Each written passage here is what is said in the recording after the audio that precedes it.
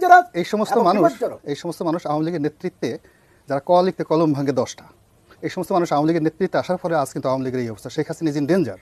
যে বক্তব্যটা দিয়েছি যে কতগুলো অপরিপক্ক রাজনৈতিক সিদ্ধান্ত, সব সিদ্ধান্ত শেখ হাসিনা নেন না। ব্যাংক চুরির সিদ্ধান্ত শেখ হাসিনা নেন নাই।